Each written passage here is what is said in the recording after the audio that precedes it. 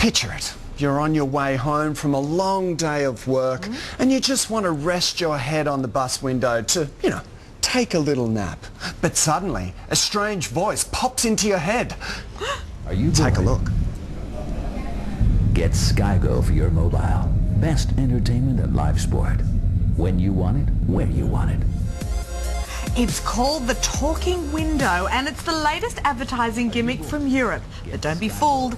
These ads have a knack for getting you to buy, totally changing the way we shop in the process. So how do these ads work? And more importantly, how can consumers protect themselves from their tricky tactics?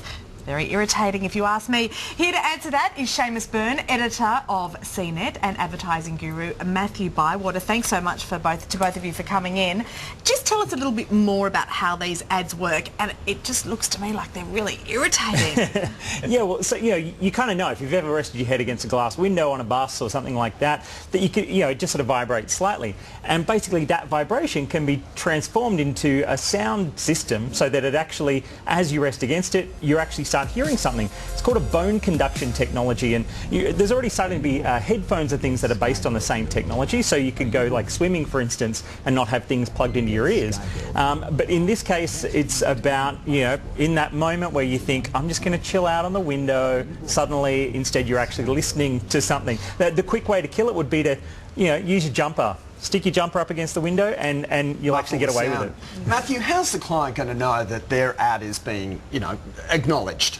Yeah, there's no real metrics in this at the moment, but they are looking at that because I'm not going to count head prints on the windows or something like that, or hair follicles that's left behind. They're not really going to know. So that's going to be a hard thing to actually judge for an advertiser to see how efficacious it is.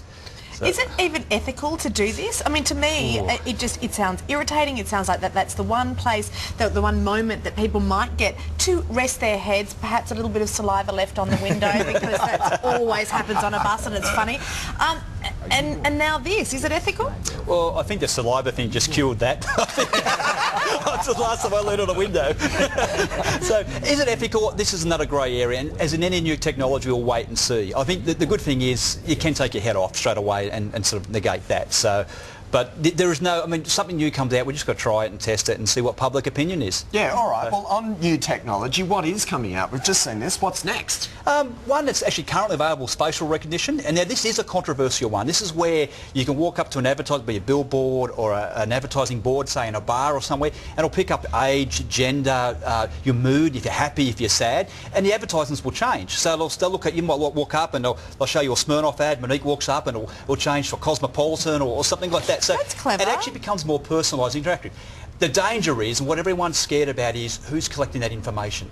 And we know the hotelier is, we know the advertiser perhaps is, and what rights do they have? So the collection of data is probably the sticking point at the moment, and that's where it may come undone. But overall, having personalised advertising, it's got to be a better thing for all of us. What do you think about that, Seamus? Yeah, I think a slightly less obtrusive sort of clever new technology that's being installed in China at the moment is a system that essentially is able to turn a subway tunnel next to a train into what looks like moving pictures inside.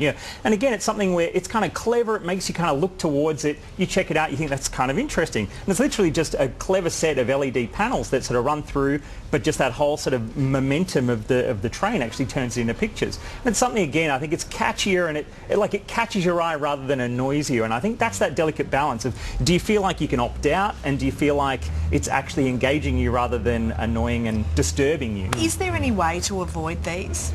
Yeah, there's a few things. I think legally, acma.gov.au, but hopefully we don't have to go that far.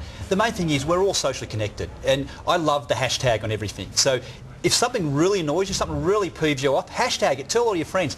The smart companies are watching. Yeah, they're monitoring their names. I'll test it myself. I'll actually often mention a brand in a Twitter feed or something just to see who reacts. And the dumb ones, the ones who aren't going to be here probably into the future, they're not reacting. They're just throwing stuff out there. They're sort of just throwing it out there and just not caring about the consumer. The ones that really care about the consumer, they're actually reacting to it. So start sharing and telling people. So hashtag it, let everybody know, and avoid those companies doing the wrong thing. And it's so much easier now, isn't it, than picking up the phone, waiting on hold to complain.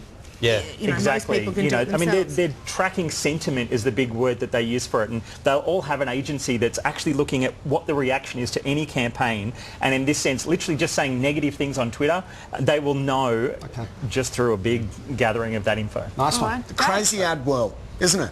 It's a crazy. Go on the go. Thanks, Seamus. Thanks, Thank Matthew. you. Nice one, boys.